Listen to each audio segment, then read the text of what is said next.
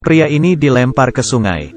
Saat ia berusaha mengapung, samar-samar, ia melihat seorang badut mengerikan yang mau menolongnya. Saat kawannya menyusul ke bawah, ia melihat temannya dimakan badut itu. Tak lama, Mike mendengar berita ini, lalu pergi ke TKP. Ia memungut sebuah balon merah. Firasat buruk menghantuinya. Saat ia mengangkat kepala dan melihat ke depan, ia tahu, setelah puluhan tahun, hal buruk yang ia prediksi akhirnya terjadi. Ia sudah kembali. Ini adalah film horor Amerika. It Chapter 2. Kita mulai, ya. Kisah berawal dari 27 tahun lalu. Di desa Derry, banyak anak kecil hilang. Ini semua gara-gara Pennywise. Demi keamanan mereka dan penduduk kota, 7 anak kecil pemberani melawan ketakutan mereka dan mengusir Pennywise. Tapi, Beverly, gadis di geng itu mendapat penglihatan ia akan kembali. Mereka bertujuh membuat sumpah darah. Bila Pennywise datang lagi, mereka akan kembali ke sini untuk melenyapkan Pennywise lagi. Tak terasa, sudah 27 tahun berlalu. Mereka bertujuh sudah berpencar keluar kota. Bill menjadi penulis novel terkenal. Ia juga sering menulis naskah. Istrinya adalah aktris yang sering meremehkannya.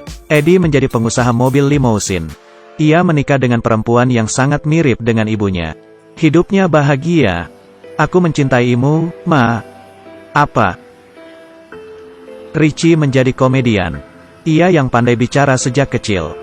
Menjadi bintang setelah dewasa. Ben, yang dulunya gendut, sekarang menjadi arsitek terkenal. Hidup mereka bertujuh lebih baik sekarang. Tapi, Ben tidak bisa melupakan cinta pertamanya, Beverly. Beverly yang kini menjadi desainer, menikah dengan seorang pria kaya. Tapi, suaminya sering melakukan KDRT. Beverly tidak bahagia. Mike hanya satu-satunya yang masih di desa Derry. Ia sedang meneliti cara membunuh Pennywise. Kalian semua harus kembali. Setelah ditelepon Mike, mereka berkumpul di restoran. Kejadian 27 tahun lalu berulang kembali. Mereka mengobrol dan tertawa, mengenang masa kecil. Pertemanan mereka tak luntur oleh waktu. Tapi, mereka enggan membicarakan sebuah topik yang penting. Padahal, itulah alasan mereka kembali. Karena topik ini, bagi mereka, terlalu mengerikan. Setiap mengenangnya, mereka akan dihantui ketakutan. Tapi, tiba-tiba, hal yang aneh terjadi. Mereka mendapat secari kertas di kue keberuntungan. Setelah digabung, tulisannya, Stanley akan bunuh diri. Stanley adalah satu-satunya yang tidak hadir malam itu. Rasa takut yang sama membuat semuanya waspada. Tiba-tiba, sebuah kue lompat ke meja. Lalu, sebuah serangga menyeramkan dari dalam kue itu. Kejadian mengerikan berlanjut. Setiap kue melompat keluar dan berubah menjadi monster kecil aneh. Mereka terkejut dan mundur. Tiba-tiba, dari tengah meja keluar luapan cairan hitam mendidih. Mike yang panik langsung menghancurkan meja. Pelayan restoran bergegas datang. Ada masalah apa? Mereka berhayal. Tapi, bagaimana terasa sangat nyata. Saat itu, Beverly teringat sesuatu.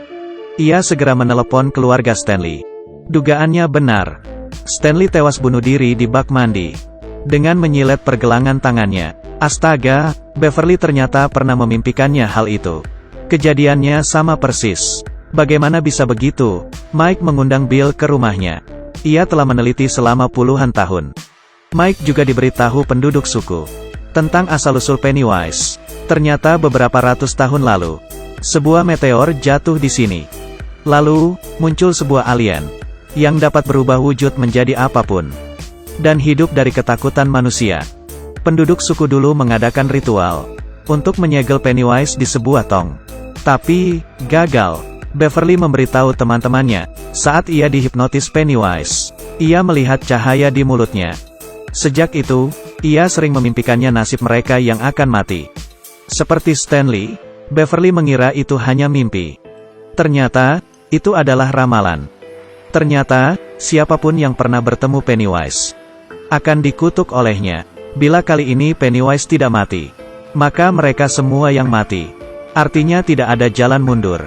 Mereka akhirnya memutuskan untuk bersatu dan memusnahkan Pennywise sampai ke akar-akarnya. Setiap orang harus mencari sebuah barang tentang memori masa kecilnya, baru bisa melakukan upacara.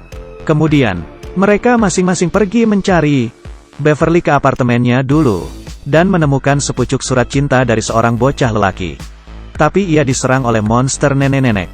Setelah kejar-kejaran sengit, Beverly berhasil lolos beserta suratnya. Bill melihat adiknya yang meninggal di selokan, memanggilnya untuk mengambil perahu kertas. Bill yang tak sadar itu halusinasi, ingin menarik adiknya.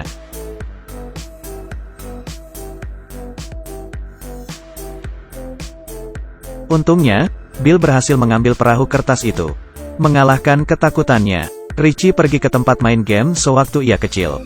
Ia ingat masa-masa ia ditindas, lalu menukar koin dan memegangnya. Saat jalan di taman, ia teringat kejadian yang dialaminya sewaktu kecil. Sebuah patung raksasa tiba-tiba berdiri. Patung itu ingin membunuh Richie dengan tongkat.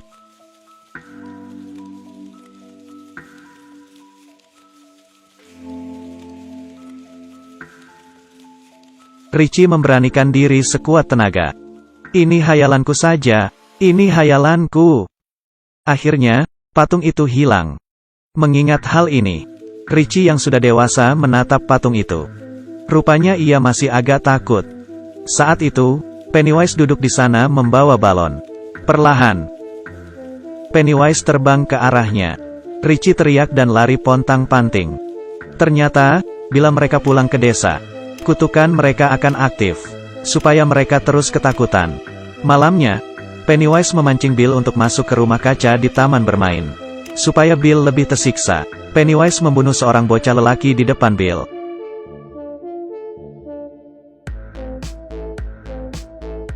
Bill yang emosi langsung pergi ke sarang Pennywise. Ia sampai di rumah bobrok. Teman-temannya menyusul. Bill mengira ialah penyebab semua ini. Ia tidak ingin membebani temannya. Tapi, mana tega mereka meninggalkan Billy sendiri. Mari kita bunuh badut berdebah ini. Akhirnya, setelah 27 tahun, mereka kembali ke sarang Pennywise. Setiap orang mengeluarkan benda masa kecilnya, memasukkannya ke tong. Mereka memulai ritual. Merasa terpanggil. 3 sinar kematian pelan-pelan turun, lalu masuk ke tong. Tapi, belum sempat ditutup, muncul sebuah balon merah, yang mengembang, makin besar, sampai memenuhi ruangan. Balon lalu meletus, dan keluarlah Pennywise raksasa. Ia memiliki kaki laba-laba. Dengan beringas, dan membabi buta, ia menyerang mereka. Boro-boro membalas, sekarang hanya bisa lari. Richie melihat sinar kematian Pennywise. Pennywise mulai memakan jiwa Richie. Di saat genting, Eddie melempar tombak, dan mengenai mata Pennywise. Tapi, Eddie tertusuk kaki laba-labanya.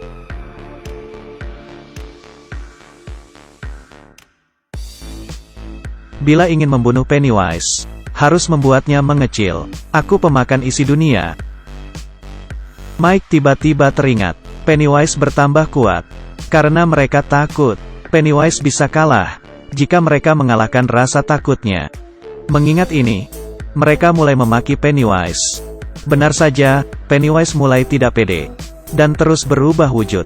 Pennywise berjalan mundur, dan mulai mengecil. Mereka memojokkan Pennywise di sudut. Pennywise menjadi keriput seperti balon kempes. Mike mengambil jantungnya. Kalian bocah-bocah, sekarang sudah dewasa.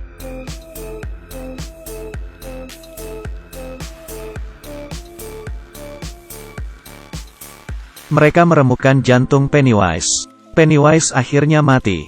Sarangnya mulai hancur. Mereka terpaksa meninggalkan Eddie yang tewas di sana.